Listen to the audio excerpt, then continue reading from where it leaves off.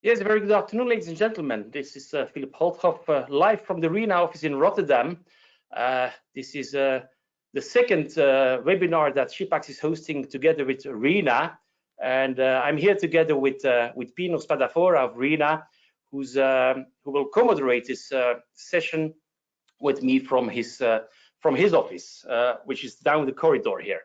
I would like to welcome all of you and thank you for joining. As the title suggests, we will talk about COVID and the challenges we have experienced during the past 12 months and the challenges we can expect during the months to come.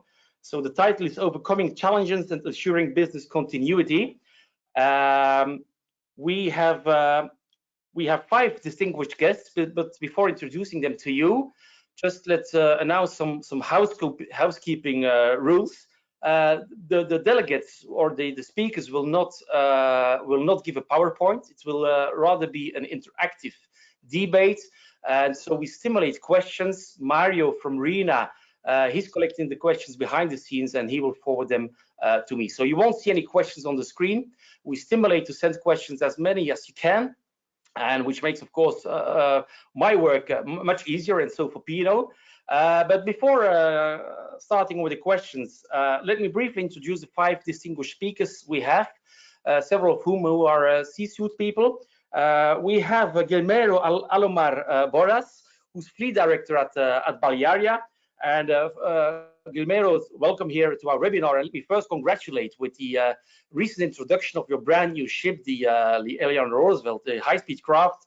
You seem to be very proud of that. After that, we also have Dario Bruni, who's head Marine Digital Class Solutions at RINA. He will talk more about, let's say, the COVID-19 from a class society standpoint with remote inspections and what have you.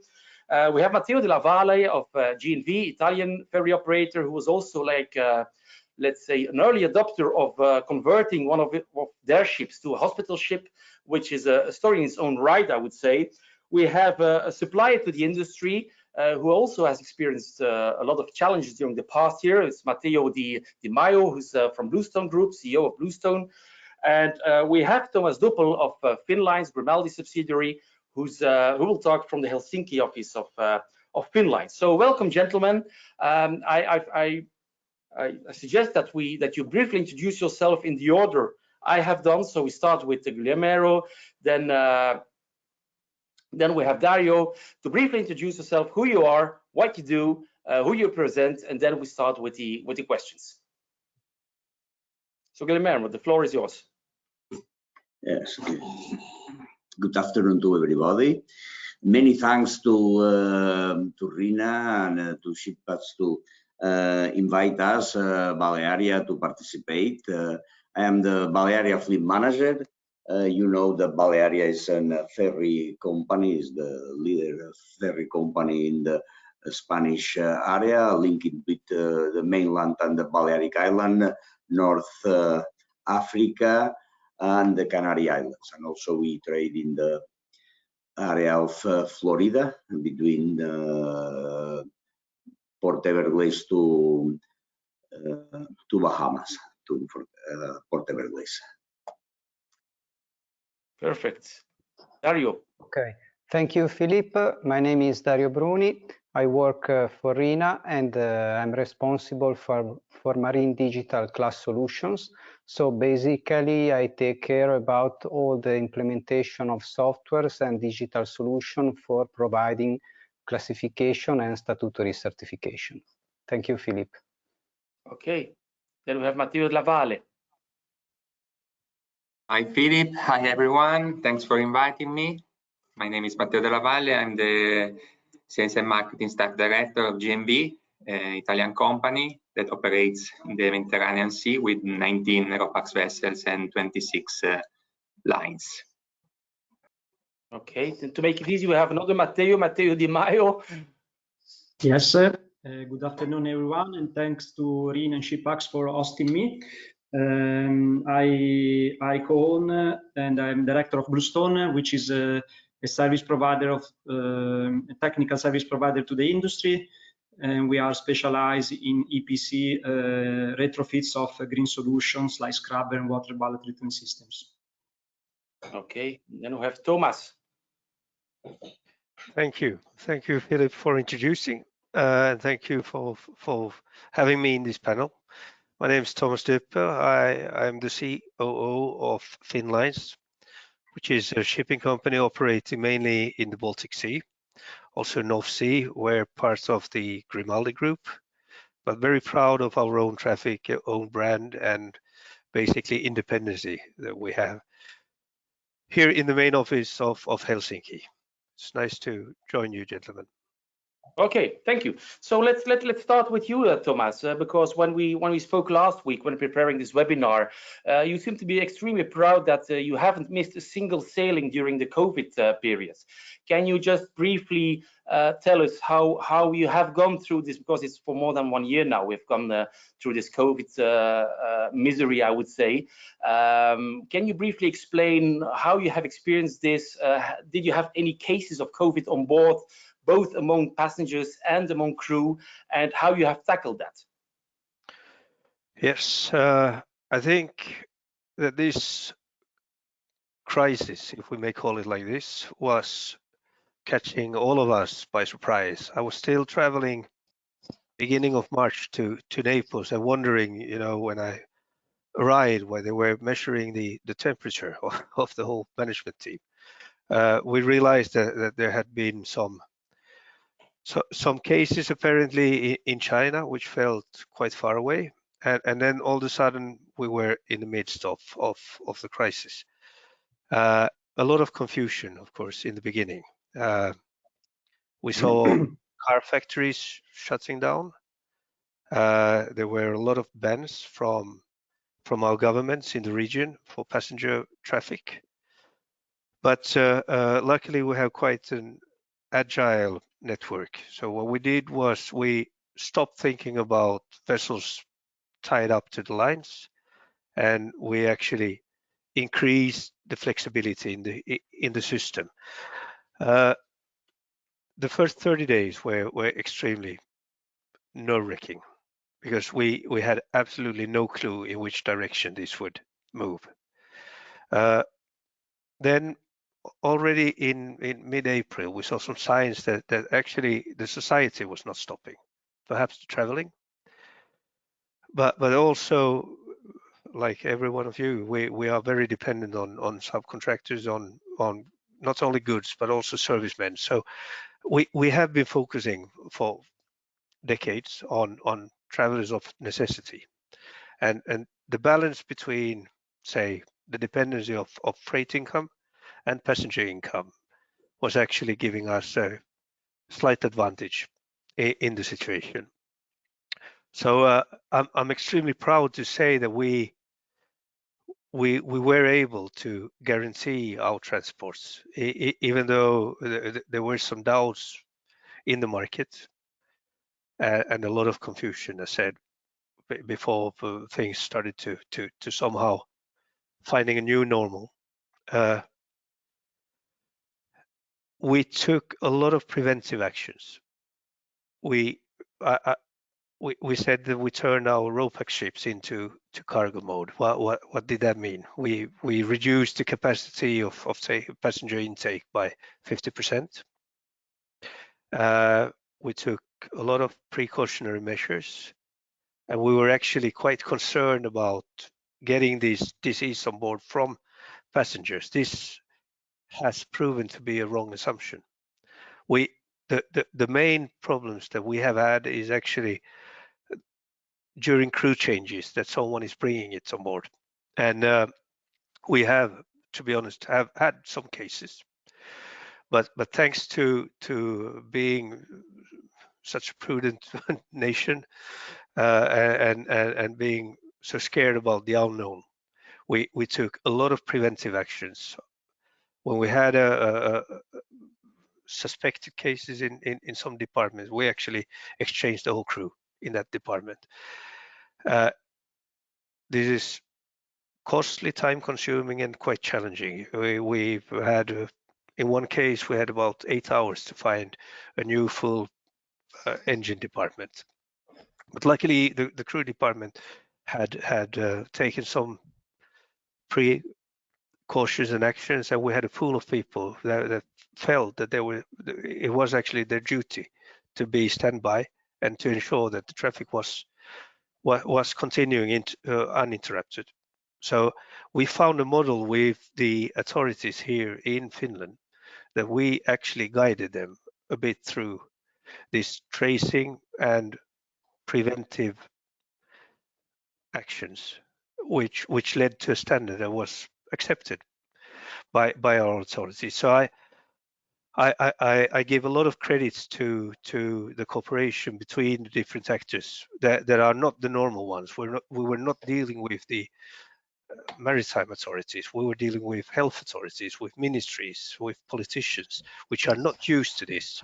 So the trust built between partners and maybe the exaggerated actions that we were taking was actually ensuring that we could continue without disruption. And this has proven to be quite a good strategy. I mean, we are still proud of not canceling anything.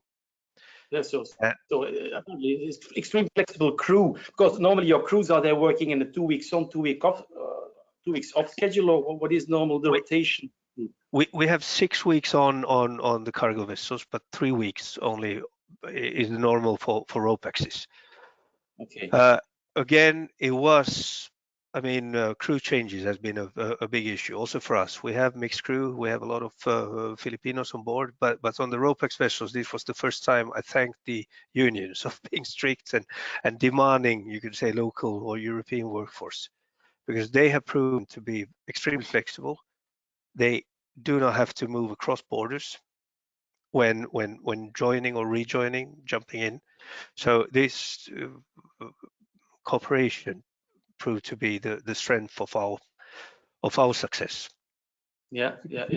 Because you just explained the cargo model. Indeed, you rely much more on cargo than you do on passengers, and this is, I would say, perhaps a little bit different for GNV and for Balearia, where you also offer life flight services. So, Guillermo, could you say how you have gone through this pandemic, where you're more, of course, cargo is an important part of your revenues, but still, I can imagine that many passengers wanted to travel to the Balearics, so there was still this lifeline service, primarily probably for goods, but still also people who wanted to visit their family or relatives. How did you cope with that, and did you have any COVID cases on board, and how did you tackle that? Okay. I can explain the situation, what happens in the most important is the trading between the mainland to the Balearic Islands is the core business. So I agree with Thomas that was suddenly in Spain, the 14th of March 2020 was the start of the lockdown. Was nobody expects, and all was stopped. And but okay, for the passengers was completely locked down. Nobody was allowed to move from the mainland to the islands or between islands, but the island need to receive. We had a bridge from the mainland to the Balearics to provide the victualling to essential. We are an essential service, so we continue with the cargo. We spent more or less one month, March, April 2020, only with cargo, with the drivers. We need to increase on board the drivers with single cabin. We put inside the cabins and metacrilato shields to isolate, to put the distance in the self-service. So a lot of measures, but there are no passengers on board. Minimum passengers. They are only allowed to travel with very special cases. So until the summer of 2021, then start to travel only not foreign people, Spanish people between. You know that also in Spain they are the general rules, but they are the detailed rules for every autonomous region.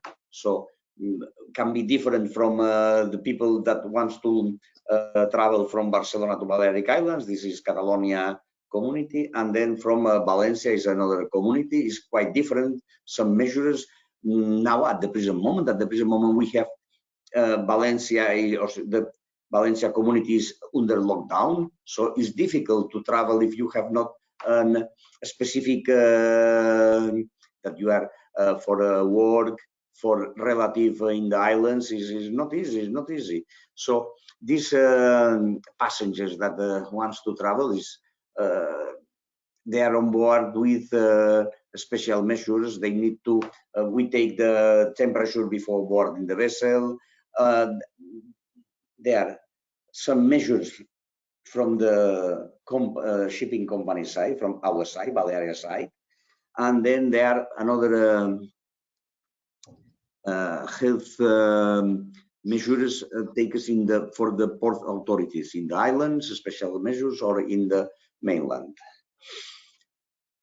Is we have in the worst period of this pandemic crisis, we have lost more than the 80% of passengers. This is nothing to do for the. I mean, the summer was more or less. We survive a little bit. We have reduced the capacity of our vessels in the around 40%. 40% we have reduced in order to allow to have a safe distance in the Pullman seats areas. Cabins are not the problem if you are traveling with a family. And again, during the winter time, the drop of the passenger was dramatic. We survive more or less with the freight cargo. Is the situation now. We looks this summer. We will see what's happened with the vaccination, and now we will focus to a very curious situation in Spain, because this Sunday 9 is the last day of the official lockdown. So now from Monday 10th, every community, every region, Spanish region, must decide how it will be. This could be difficult to deal for the ferry company like Balearia, because it works in several different regions.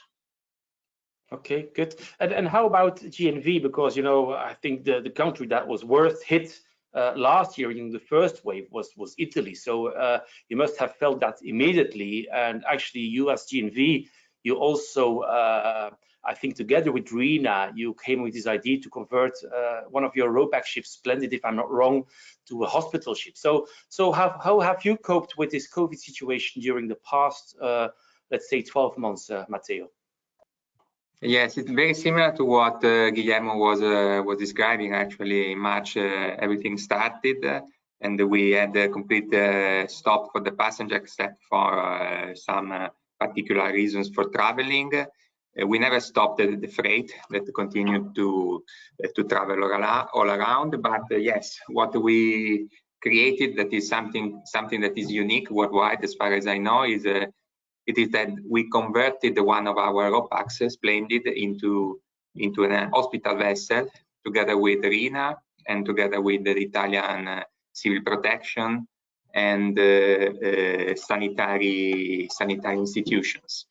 And this experience lasted from March, because we took like 8 days to convert the vessels, until June. And it was very successful from my point of view. And the government thought that this was very successful. In fact, they replicated this experience also now for the migrants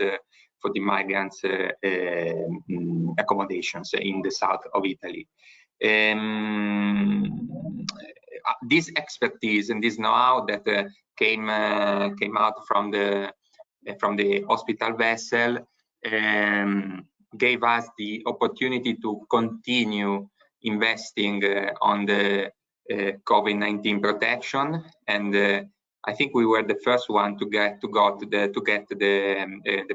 biosafety trust certification from RINA, and we, as Balearia did, decreased our capacity for the summer 2020.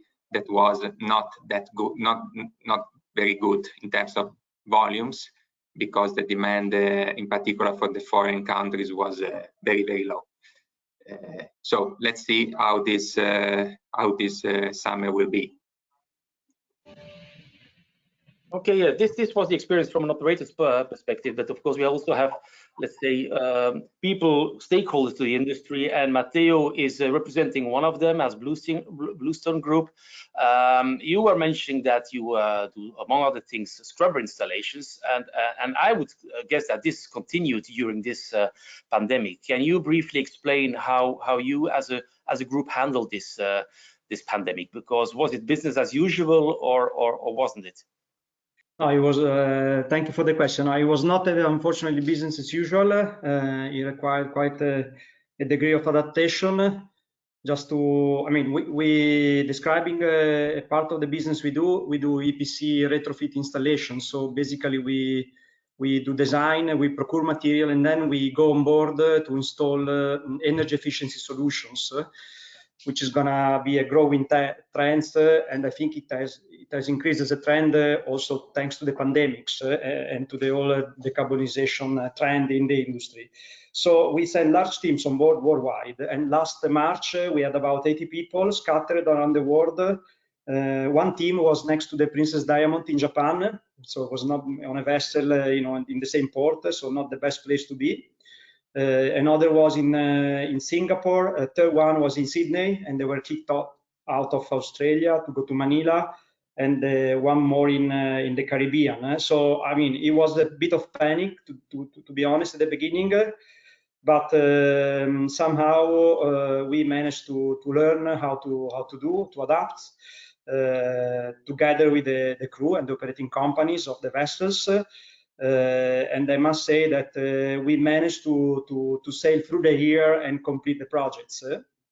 So it has been quite demanding, quite stressful. It has been a stress test for us, but mainly for our workers and also for the crew. Today there is a bit of reluctance from the crews to accept kind of foreigners on board. You know, they form a bubble and they are very scared. Also, you know, with all the dynamics of the complexity of the crew changes. So having third parties on board, both for EPC retrofits and those inspection that we also do, it's a bit complicated, and they are a bit careful on that. But I must say that the owners have been adapting. So lately we normally go on board in some cases with a lot of PCR testing and 2 or 3 days of isolation. So I think, you know, that as human beings we have learned to adapt, and we have learned a lesson that will stay with us for many, many years to come. In terms of business, 2020 for us was quite interesting because we had commitments from customers that we managed to fulfill, and our customers stick to their commitments, which is nice. At the same time, we had to adapt our business. So now we are, for instance, working a lot on installation of UV lamps on AC station on several passenger vessels, because clearly we are supporting our customer to adapt to the new requirements. So that's interesting. I mean, there has been a lot of talks at the beginning about sanitations, one-off sanitation and cleaning. Someone has done it. We were not into that business, but I see today that particularly cruise companies, maybe also ferry companies, I mean, you know more than me, are thinking about maybe structural solution to make a vessel more viable for their customers. Yes. Just to pick up, to take one, I mean, to ask extra question, because you say our people had to quarantine for 2-3 days. Who's actually paying the bill for that? Because it's I would say a waste of money. calculated yes. risk, or how should I say, or who's There paying is the extra money caused by these delays you experienced? Yeah, clearly there is a cost of compliance, a cost of COVID, so to say. Normally we have also found, usually we have found good agreements with the customers, whereas we have been splitting the cost. I mean, for us, sending large teams on board, today, if you fly from Romania to Spain, so to say, passing by Amsterdam, you have to test your guys 6 times. Before departure, at the airport in Amsterdam, and at arrival, and the same when you go back. So 6 times an average cost, it's maybe 150 euros. If your team is of 20 person, it's it has quite an impact on your cost. So that's something that in these days have to be agreed with the customers. And most of the customers understand that. There has been, at least our customer has shown a very great degree of adaptation as well. Okay, yeah, flying has always been fun, but it's even more fun now, I understand. So the best solutions or inventions actually come during wartime or crisis we experience now. And I think Dario from RINA can give a good example of a kind of invention, although I understood it was already more or less there. It's these remote inspections. Can you briefly tell us something about these remote inspections? Is this the shape of things to come, how it already worked before COVID, and how it has actually accelerated during these 12 past months? Yes, Philippe, thanks for the question. Also, RINA was extremely under pressure in this situation because, as Matteo and Guillermo and Thomas were saying, ships were continuing to run. So the business was continuing, and RINA was requested to continue the certification activity. And this for us was really challenging because of the travel restrictions, local restrictions, also policies of the company that did not allow foreign persons to come on board because could provide the virus.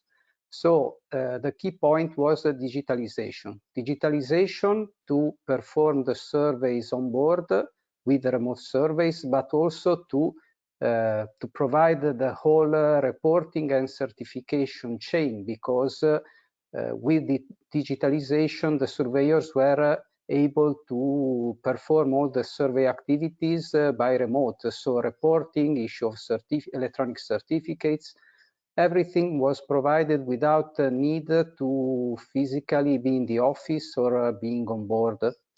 And this was really something that challenged us. And the remote surveys were the key point, because fortunately RINA was already on this track before the COVID pandemic. So we were experimenting remote surveys since 2019.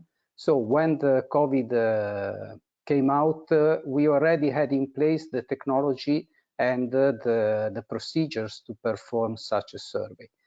It was not easy. It was not easy because the ship owners were not yet ready to this technology, to this procedure. So RINA had to spend time and resources to teach, to explain what was needed: internet connection, mobile phones, possibility to have internet connection also in areas where normally such connection is not available, in enclosed spaces, engine room.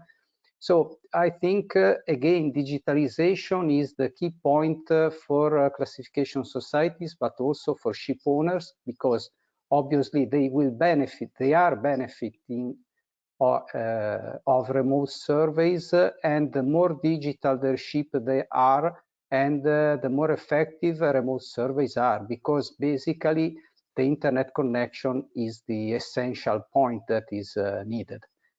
I think we did, our job was appreciated by ship owners, because the technology is effective, and we also had to, I don't say struggle, but we had to put a lot of effort towards flag administrations, because as there is not yet a regulatory framework, we had to prove the efficiency of this technology and this procedure that were not yet well known amongst the interested parties.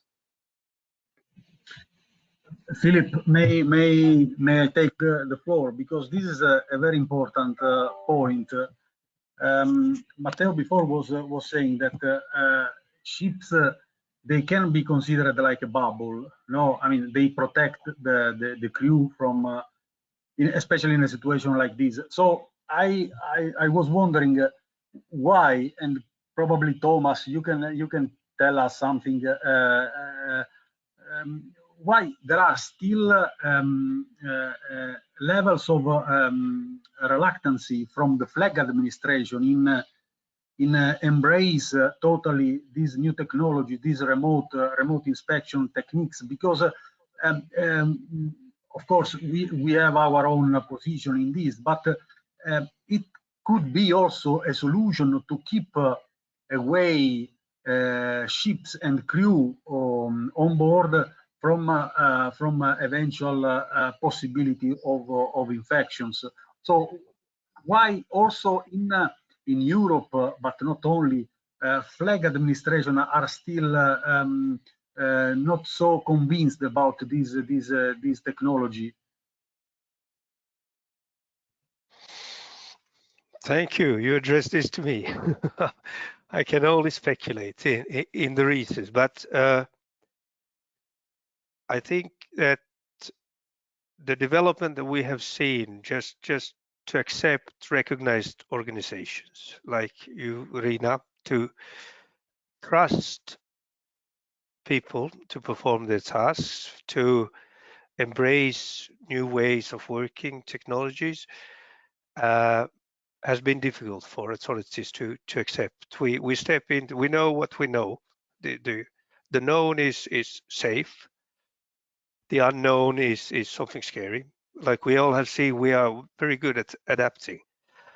My experience from this year is that actually the remote inspections, the remote audits, for example, performed by the flag administration has been of very high quality. We have been very open, assessing what is possible to do and what is not possible to do, what we can provide in advance afterwards. And I actually feel that the quality of the audits, even from flag state, has been of a very good quality, definitely on the same level as we have seen in the past. So it's up to actually the persons who are taking care of this to embrace the right attitude, and of course this means that you need to plan, conduct, assess, and maybe follow up in a different way. But in no way we need to go back to the old normal. And I think this is also partly what Dario is saying. I mean, I have never done webinars. I couldn't spell Teams. And actually, I spent more times in webinars or Teams meetings than with my family and wife for the past year. And I don't look like I'm suffering. No offense. So it's embracing new ways of working. And I mean, meeting you all, this would have been a big fuss. You said, Matteo, 6 tests. I think I would have declined going through that procedure for this 1 hour discussion. But it's very interesting to hear that despite of the distances and working in the Med and up here, I think we have been struggling with the same challenges, finding actually without discussing quite similar solutions, and all adapting. Yes, we have some different starting points of say revenue earning logics and balance, but at the end of the day, I mean, we are somehow connecting the intra-European society with goods and people, and this must continue. So when the rest of the world shut down, I didn't hear anyone saying we stopped, but more we adapted. And perhaps this is a good learning that we should all realize that still after over 1 year, We have all survived. Has not been easy, but we're all in business, and I mean, I'm not jealous at all at Matteo's business, because I think the ones that have suffered even more is the subcontractors, this extension of crew. We cannot manage without you. You're an extension of the crew, and this is good to distinguish when we talk about bubbles, because I have to convince my crew every day that the subcontractors are just an extension of the crew. So they should be treated, they should be processed in the same way. Thomas, this is really this is a great point, because vice versa in class we consider your crew like our natural extension in this way, because to perform a remote inspection, we of course we need support of the people which are on board, without transferring any level of liability, of course, because liability stays with us. But yes, what you are saying, crucial position is the one from the crew on board. But allow me to add another point. The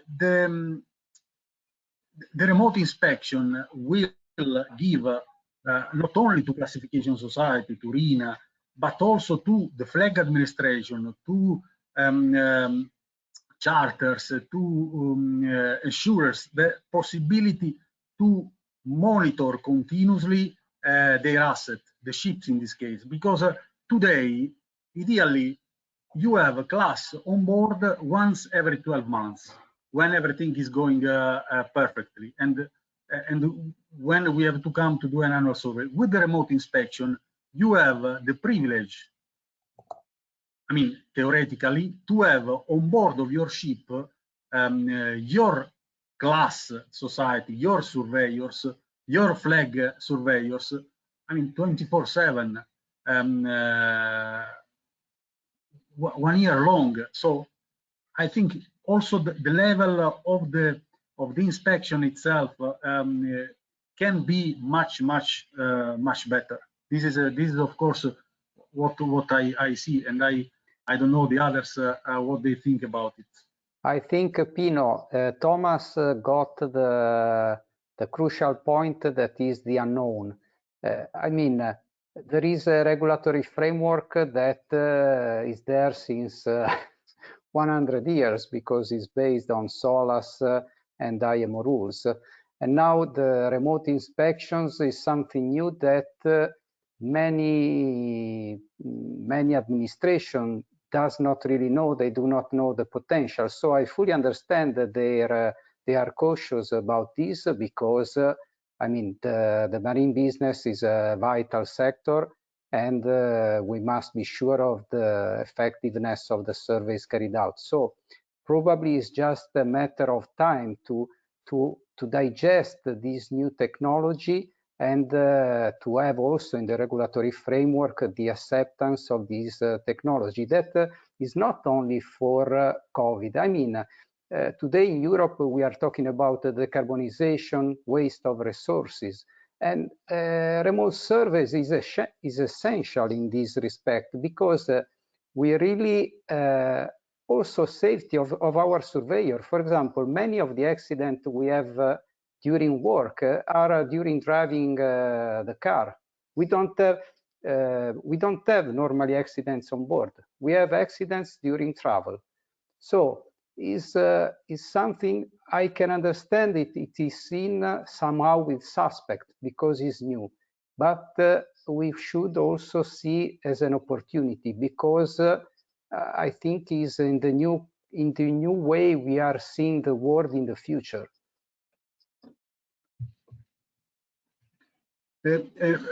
Philippe, please allow me to keep the floor for another point, because we started talking about crew, and crew also at IMO level. Finally, they have been defined and considered like key worker positions, and this, of course, is helping to accelerate the vaccination process for them. But don't forget that during during the peak of the pandemic situation, a lot of crew, they were requested to stay on board well beyond the 11 months which are prescribed by the MRC convention, because it was not possible to do the crew changes, especially for a deep sea going vessel. Port authorities, port state, they were somehow reluctant to accept crew coming from other parts of the world. So today we are talking with operators mainly operating their ships in the Med, in North Europe, in the Baltic. So I guess probably for you it has been a little bit easier the crew change than in the rest of the world. Matteo, Matteo Della Valle, do you have I mean, which was your experience in this respect, or Guillermo? I don't know, when it comes to crew changes. Well, maybe Guillermo knows better than me since I'm the sales and marketing director. But I know that we had many difficulties, especially in the past. At the beginning of the pandemic on Rhapsody, there was a case not for the crew, but a passenger coming from Tunisia just before they closed the trade, and the authorities obliged us to change the whole crew. Now this is not happening anymore. The things have changed. There is no such a tough rule.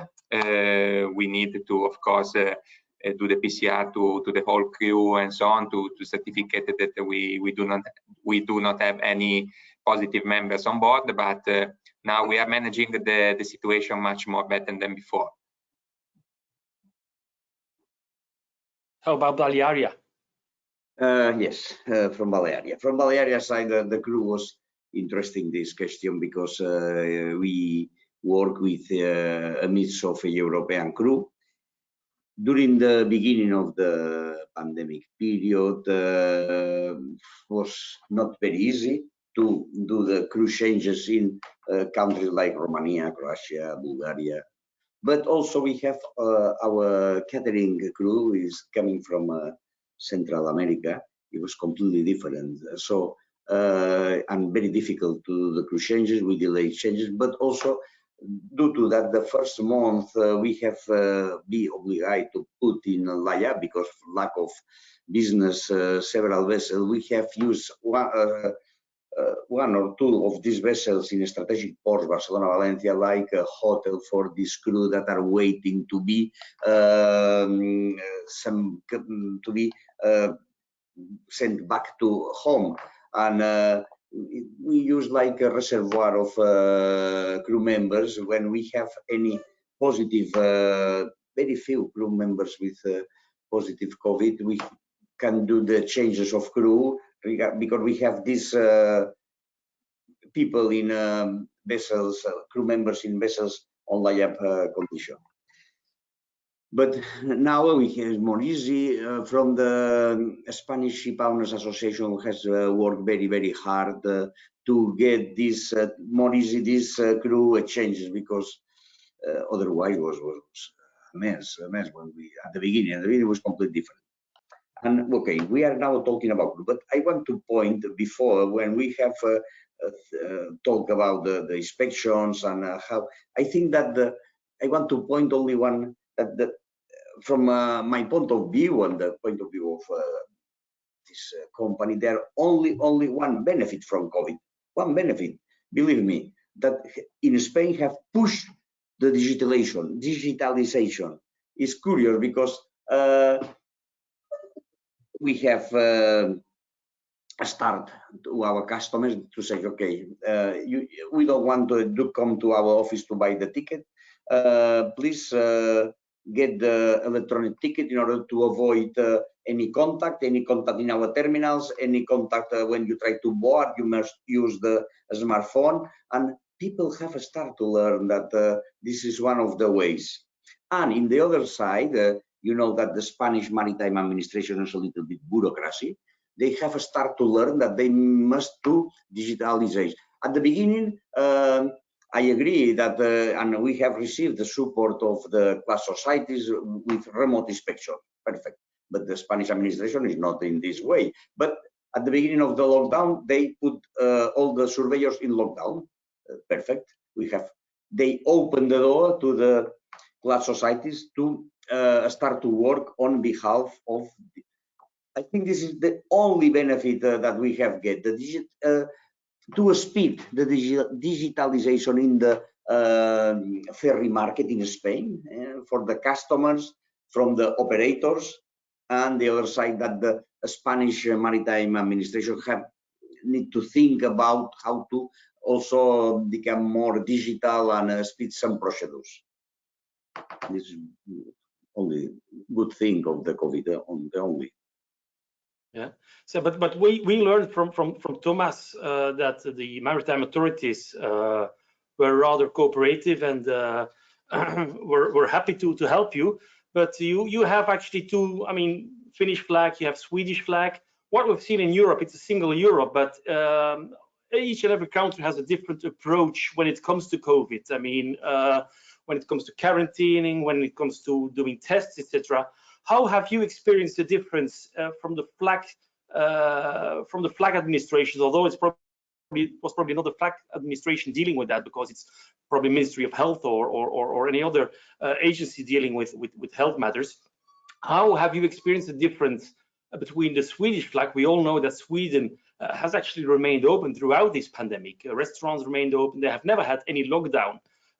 Have you experienced the difference between the two flags? Hey, I have to be extremely careful now how I Yes. formulate because this is almost a joke up here that you know the COVID had not yet hit Sweden. They said last Christmas because everyone was so happy. Continuing, we experience the same. The societies, that is quite true. They react very differently, and maybe I can a bit relate to Balearia's this area thinking, the regions. I mean, we see the same, not only with the flag authorities, but also with all the coastal states around. You have to learn new ways, and it's never fully organized. So dry dockings have been extremely interesting. But if we take an example, if I had a real case, a crew member testing positive, we get the results in 6 hours. And we start acting. The problem is that when we have, say, people likely contaminated, it goes by region. So we get 6-7 different districts in Finland involved, and actually they don't see, they start tracing on their own. So we need to go through the central to explain that now we have activated half of Finland, different regions, and we communicate it through a centralized channel to reach all of them and help them combine this puzzle. We tried to do the same in Sweden, and the reply we got came after 1 week. So we said we have sailed 26 crossings after this. So the speed has been different, and I think the problem is that Finland has been quite centrally organized, both in good and bad ways, but there has been a top steering, whereas in Sweden we saw that coming very late. So the regions were not used to deal with shipping. They didn't even consider shipping as being their responsibility. So it was extremely difficult to even get in contact with the right authorities in Sweden. Yeah. So big differences between flags, and here again, I mean, thankfully we have RINA as recognized organization in both countries, so they can assist in this task. But I know that I'm coming a bit aside. You said, Guillermo, that the only good thing was the digitalization. I think the other good thing is that we are discussing a lot of waste in the chain. I mean, Matteo was saying about 6 COVID tests, but we have a lot of waste, a lot of extra cost. There is actually waiting time, flying, traveling, and so on. Things that we can do in a much more smart way. So I hope that we will see not only digitalization, but actually to see result of driving out these unnecessary costs from all the chains. I think this will be the survival of the maritime industry. We need to become more efficient. If I can say, I think Guillermo said a very important thing that is a lesson learned for anyone, that COVID teach to us how to do things differently. Because basically the technology was already there, but no one thought about using for making things different just because we didn't need it. But for companies, for everyone involved, it's important that you start rethinking your activities with the use of the new technologies, because sometimes we found that just linking the dots, we found very smart solutions that were already there and were solving processes that otherwise were complicated by COVID, but also by other factors. So think different using technology is really successful. Dario, this is a good comment. I see that there are a lot of questions which are coming from the audience, and one of them actually is suggesting me to invite Matteo, because the question says, are remote surveys technique useful also for activities different from ship certification and inspection?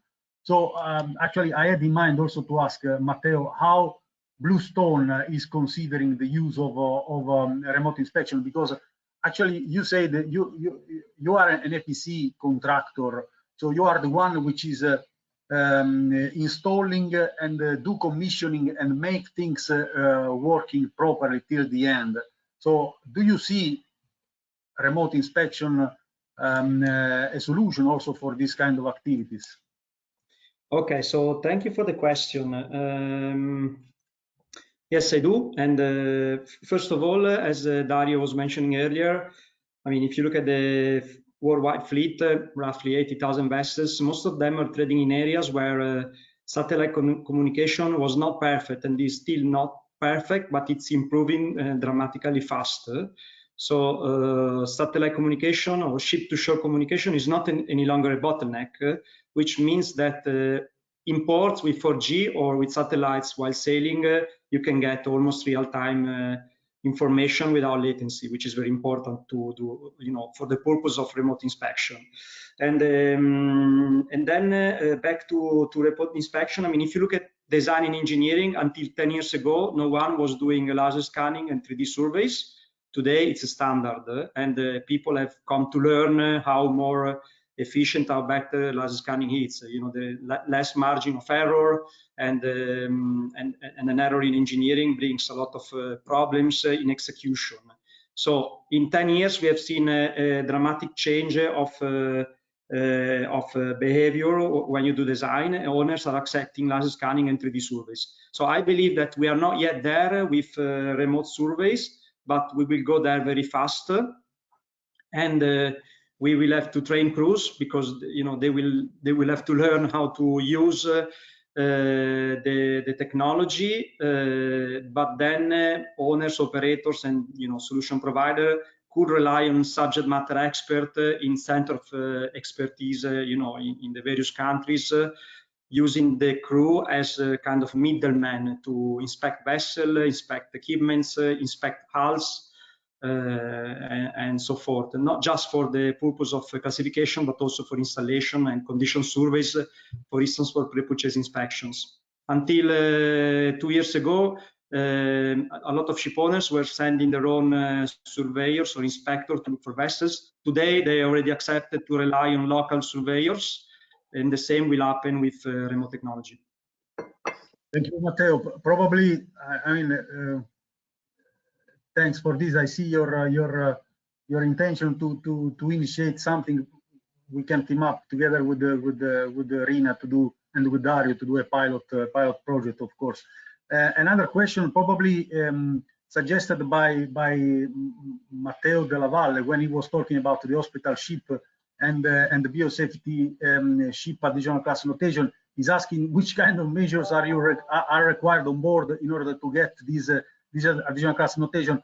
We don't have, I mean, so much time to explain in details what do you need, but of course the class notation is very smart because it's goal-based notation. So yourself, you can set the target, you can identify the areas on board of your ship and the procedures and the requirements, and you submit these to RINA, and you have to score a certain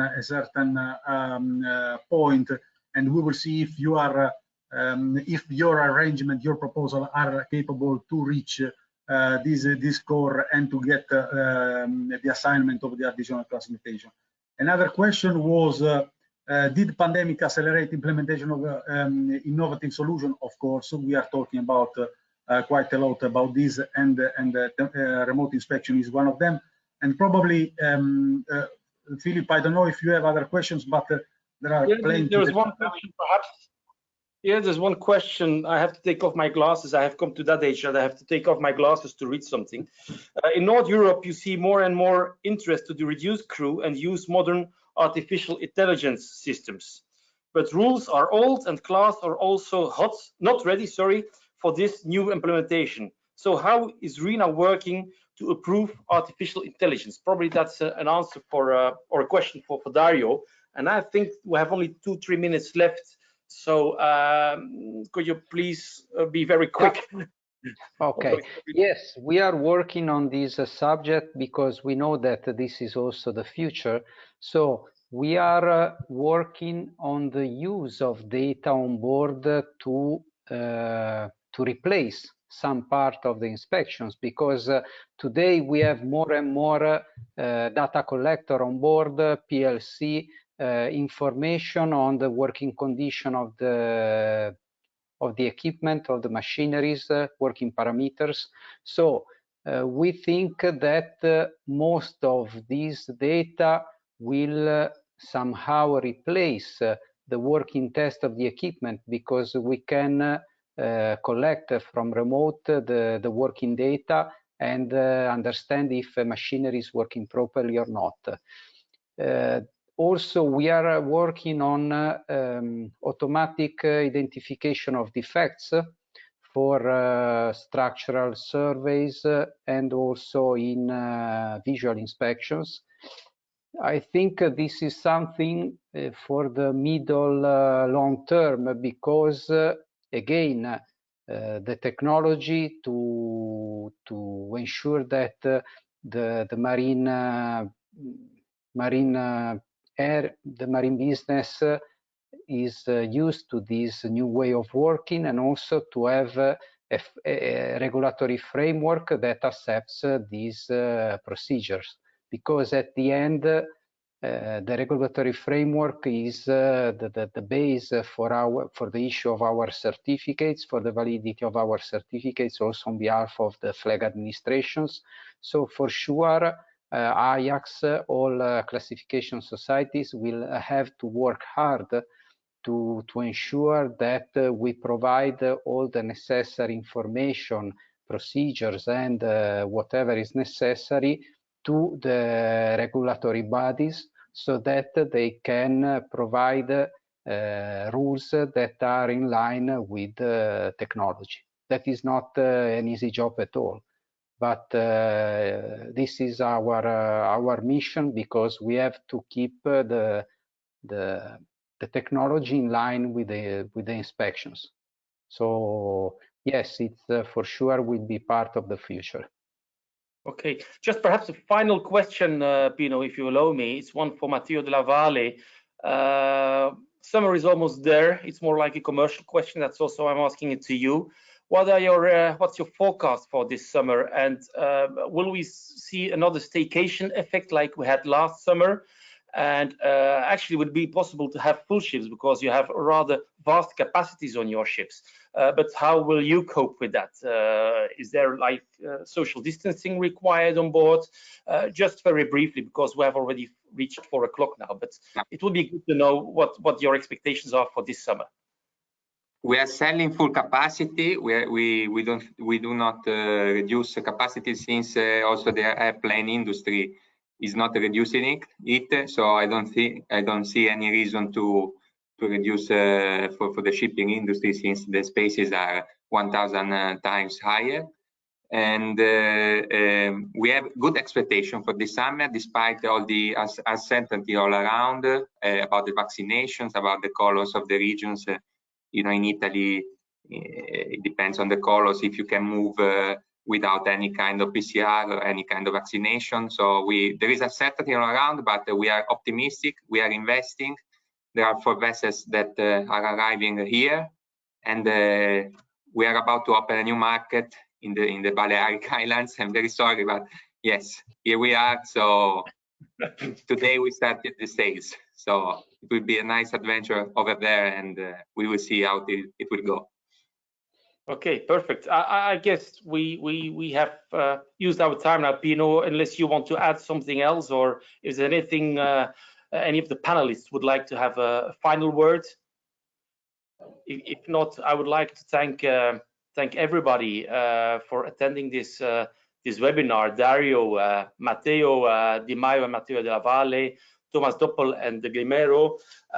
Thank you very much for this interesting webinar, and let's keep in touch and have a good summer, and hopefully full ships both in Italy and the Balearics, and also of course in Finland and Sweden. Thank you. All the best. Take care.